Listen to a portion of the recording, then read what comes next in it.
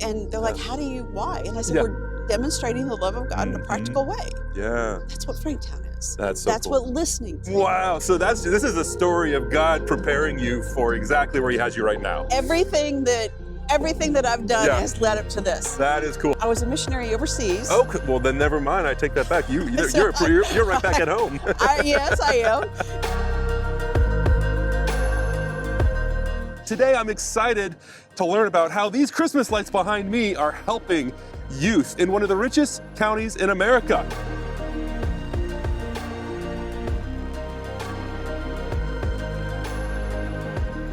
So we live in an amazing county. It's called Williamson County. It's in Middle Tennessee. It's where all the country artists live.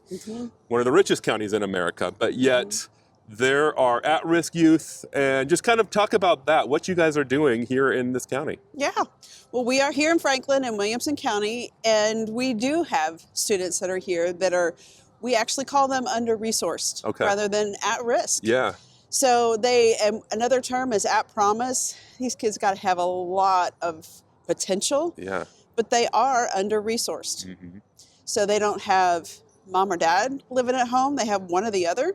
They're being raised by a grandparent, auntie, some other family member. So they don't really have all the resources that you and I may have had. Yeah. So they are here. They are in Franklin. They're within a mile of blocks within downtown Franklin, from the downtown central area.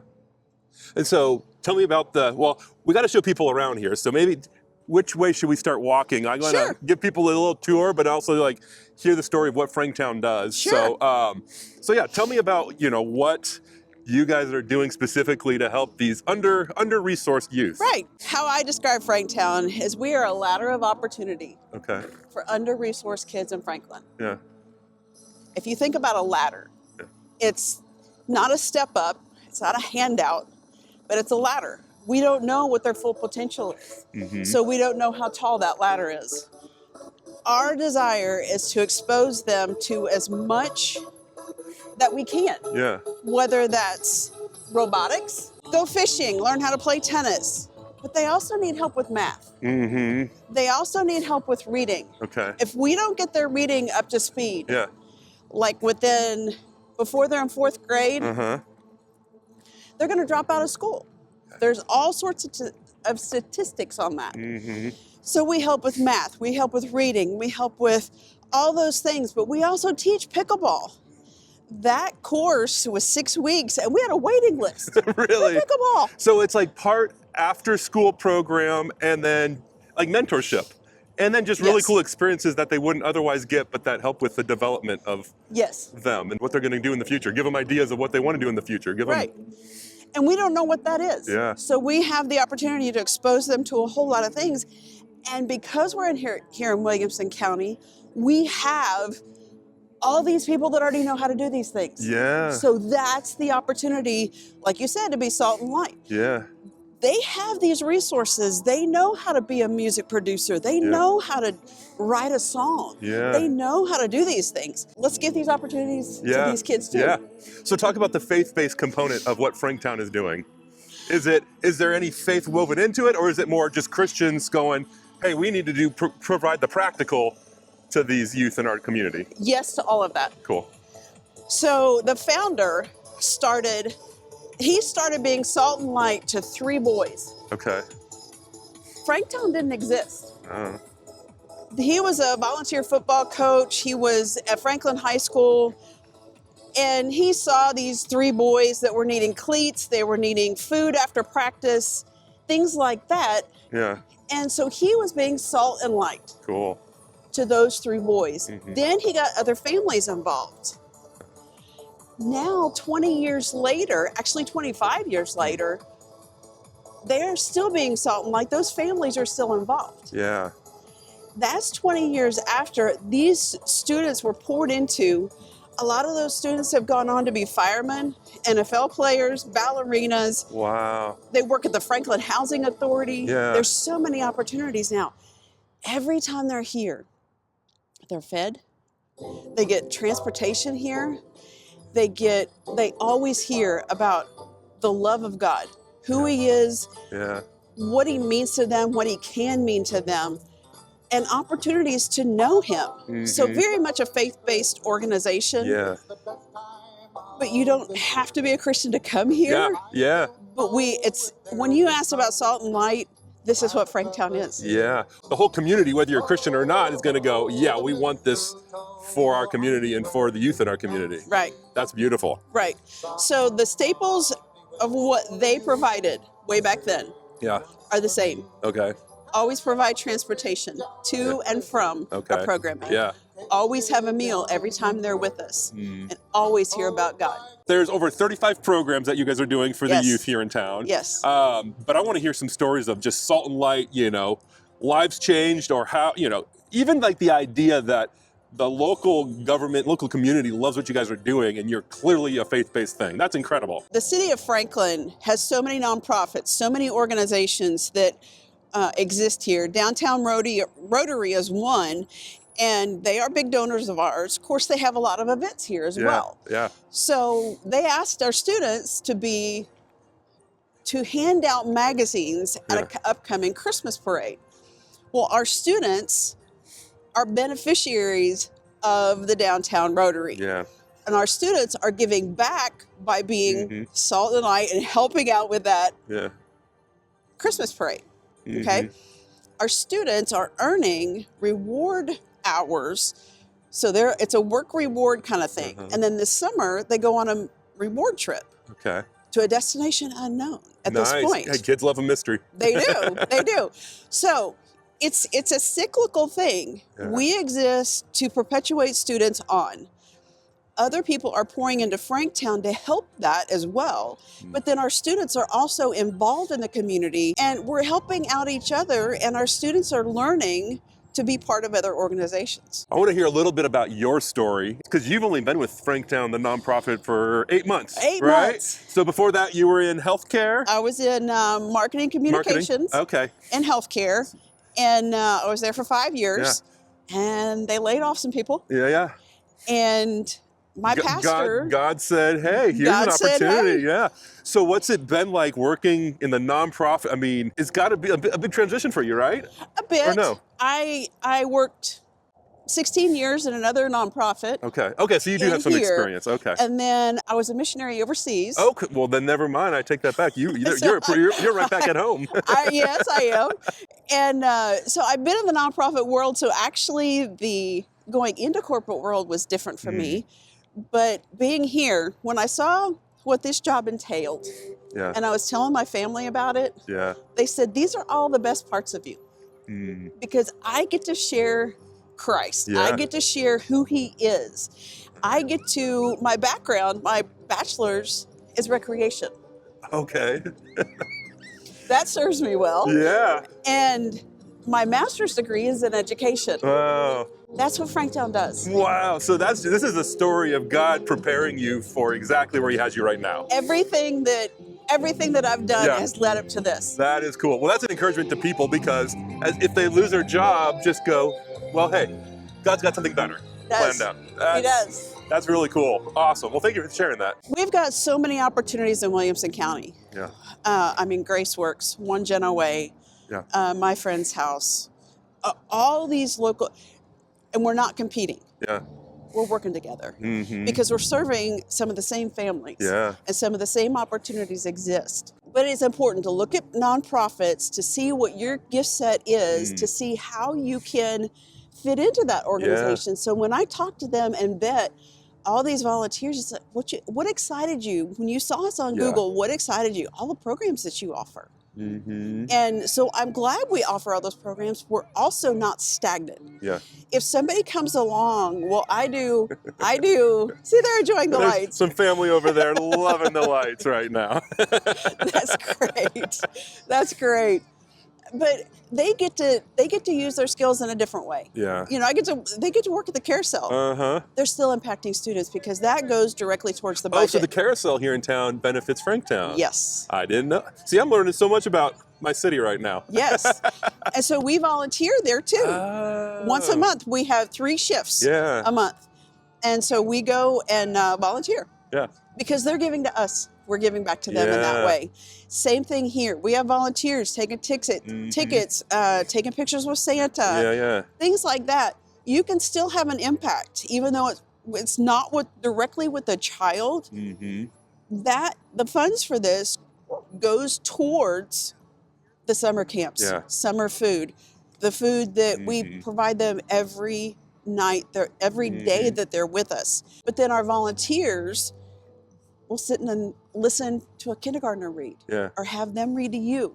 You know, I got to help a student with math. We were sitting at dinner and she goes, "Can I go solve those math problems on the board?" Well, sure. So we went over and she started going down the list. She goes, "Well, 12 times 2. I said, "Stack them up over here. What do you get?" And she's 24. I almost teared up. You got to see that. I can be a math tutor. That aha moment. Yes. It takes volunteers to do that. So we have a specific skill sets with volunteers that are vital. We can't do it.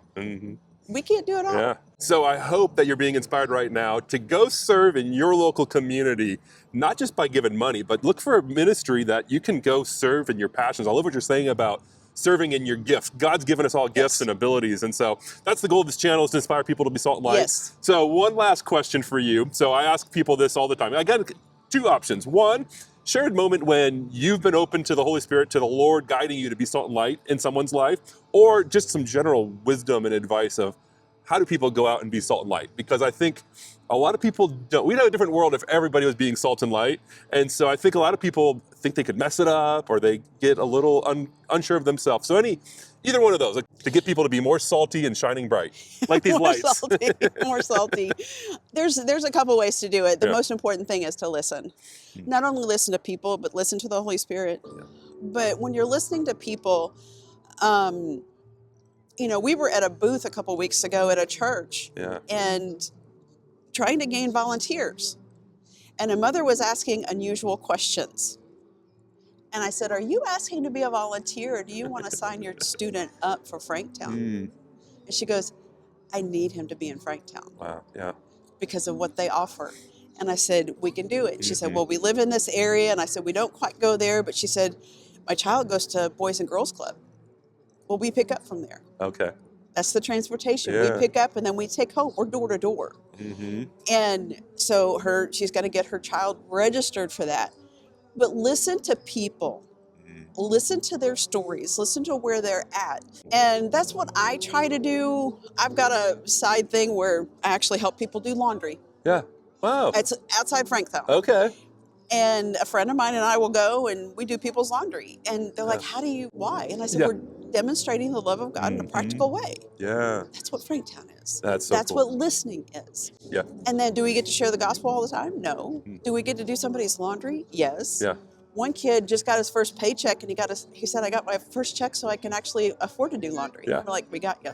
Well, and I'm sure a lot of people ask, "Why are you doing my laundry?" Or "Why are you playing pickleball with me?" And they're maybe asking in their mind, but eventually they're going to ask outright, and then you can share why you're doing it. Demonstrating the love of God in a practical way. Giving, at Franktown specifically, is giving that ladder of opportunity, whether it's pickleball, robotics, art. We painted sneakers this summer. We did culinary, all the things, all the programs. Those are the kinds of things that give people an opportunity to use their gifts to make an impact long term. This is the 8th annual. 8th year. So tell me a little bit of the origin story behind it. Who thought of putting up a massive drive-through Christmas display to help at-risk youth? Right. So several years ago, obviously, there were a board member and the executive director, I think, maybe had a brainstorming session, and here we have Festival of Lights. Nice. Do you know how many millions of lights are? Oh, goodness. Is it? You haven't counted them all? I have not been here, to count every single one, but, obviously hundreds of thousands of lights, It's amazing. About 200 large light displays. And then the proceeds go towards all the programs that you guys are doing at Franktown, correct? Right. Actually, the programs, which as we're walking at some point, will show you a picture of our new facility. We are in the middle of a capital campaign. We're actually kind of towards the end of the capital campaign. We've broken ground, and so we are excited to house all of the programs that Janelle just recently talked about under one roof. Gotcha. Okay, cool. So people get to come do a Christmas family tradition and do good in their community. Absolutely. There needs to be one like this in every single city, because I know, like, we'll go and walk and I want to show people more of the lights. But it's amazing, right? I mean, and it's so fun. Everybody is always in a good mood when they come here, you know? Whether it's the little kids or teenagers or, you know, grandma and grandpa, everybody loves Christmas lights. Yeah, well, and it's become this thing where people, especially during COVID, I think, where there was a lot more of these drive-through lights. And so it's just cool to see turning this into helping your neighbor during this season, and not just I think that makes us get a little rich bit quick thing. I think it makes us a little bit unique, because there are other great light shows, but this one really, all the proceeds do go right back into helping the youth. Yeah, we're doing Walking Wednesday, so getting my steps in tonight. Yeah, we are. So it's about 1.5 mile long course. Okay. And we each season we pick several Wednesdays, and we call them Walking Wednesdays. Cool. And so the first part of the night, you can park and get out of your car and bring, you know, a little Fido and walk on a leash and see the lights up close. And see the lights up close. And what's your role at Franktown? What do you do when you're not orchestrating millions of dancing lights? Right. So a lot of the events, right? The fundraising events, the grant writing, a lot of the fundraising side of things. Yeah. Very cool. Every year, you guys are adding new stuff to this display. My family and I came here a couple years ago, and it's getting bigger every single year. So what's new this year? Yeah, so this year we have Mr. Santa Claus every single night. So we have a Santa tent. Of course, we always have the big lighted Christmas tree where families can come and take selfies. And then, Mr. Claus is in his tent and free photos with Santa. And of course, you can always come and roast some marshmallows over the fire pits. We got a food truck here, so it's just a lot of fun. Good family night, helping families in your community. I love it. And I also noticed that K-Love is a sponsor here. And so my old stomping grounds, I used to work there. And so great. It's fun to see that they're being a part of the community too. They are a great supporter. Very cool. Well, how can people learn more about what Franktown does? And then if people live in the Middle Tennessee area, how do they find out about Festival of Lights? Sure. So Franktown, our website is franktownopenhearts.com. So you can check us out there. And then for the Festival of Lights, you can get your tickets at franktownlights.com. Okay. And I will put the link, as always, down below. But thank you so much. Thanks. I'm just a final reminder to people. So stay salty, shine bright like these lights. And I loved what Janelle was sharing about going and serving where you feel called, where you're passionate about it, because that's the best way. You don't want to feel guilt out of it. You want to do it with joy in your heart. And so I just love seeing what Franktown is doing here in the community. And Merry Christmas. Subscribe to the Salty Christian YouTube channel. Perfect. Merry Christmas. Merry Christmas to you.